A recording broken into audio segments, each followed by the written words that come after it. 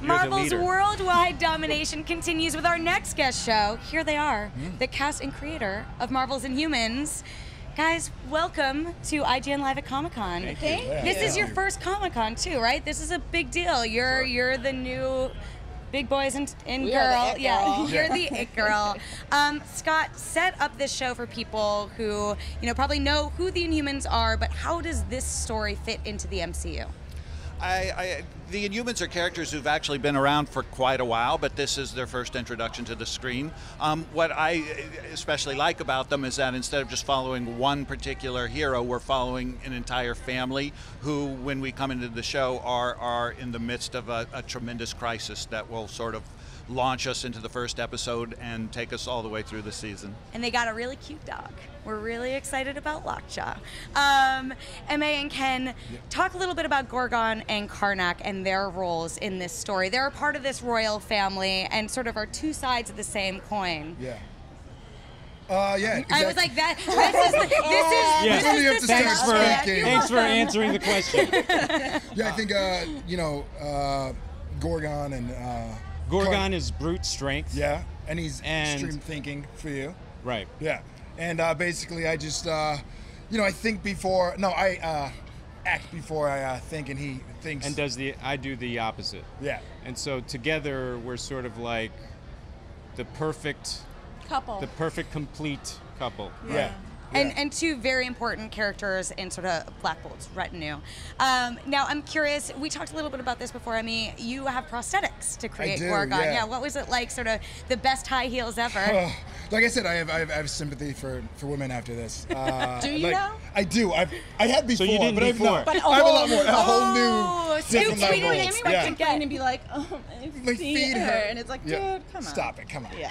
No, it was great. It was it was just a whole. There's like a 3-step process, like these. Basically these boots, and then after that I had basically this like latex cover that was over that as well. It looks amazing. The prosthetic team was amazing in regards to what they created. It evolved too, right? Yeah, it evolved. There was like different. Yeah. I mean, I don't know if you'll ever walk again, but yeah. Well, you made it. You made it all the way out here, which is important. Ken and actually Scott, I think you can talk to this as well. A bit of Karnak's ability is like to be able to see like the perfect flaw and like design. And I'm curious how you sort of. It's easy to draw that in a comic, right? But how do you conceptualize that and portray that on a TV show? Well, actually, the way we do it is we kind of when those things happen, we kind of go into Karnak's mind. And we see what he sees, and we see what he's assessing, and then we go back into real time and see which one he chooses. Karnak Vision sounds like a really great VR experience. Just pitching it here right now. Yeah, that's good. Ellen, I saved you for last because there's not too much you can say about your character. Well, no, I know last time I saw you, I couldn't. Yeah, you can talk a little bit more. Yeah, and Jeff said this was okay, so I'm going to disclose it now. We got approval from the big boss. Yeah, you guys are the first to hear it too. Oh, great. Okay. I'm ready. I've been waiting months since we saw each other on the set in Hawaii, so I'm very excited. All right. Well, I play Lockjaw. I do. So give us a bit of your performance. How do you bring a 2,000-pound teleporting dog to life? Well, I think like casting for them was easy because I obviously have like the physique for it, but I did like a lot. I mean, I hung out with my dog a lot, and I just, got on all fours. You're so method. No. And we can see why you were perfect for the role.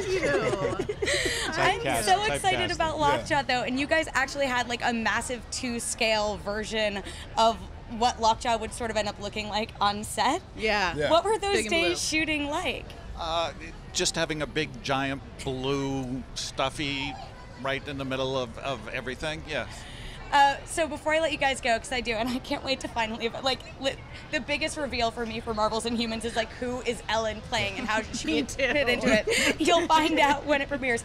But I do think a lot of fans are curious, like how does this sort of connect to the MCU? From what I've heard, not too much, but there are certain elements of like the Inhumans that were set up on Agents of S.H.I.E.L.D. that you're pulling from here. Can you elaborate a little bit more on that? Yes, I mean, this exists all in the same universe, and even if we don't cross paths with say, Agents of S.H.I.E.L.D. or characters from other shows, they are still out there, you know, and we all live in the same world. So the same things that have happened that applied in other shows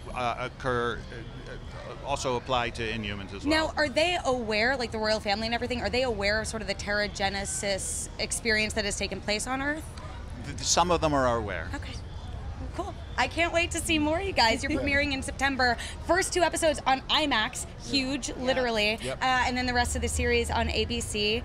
Thank you so much for coming by. Enjoy your first Comic-Con, and we'll see you again soon. Absolute pleasure. Thanks. Thanks.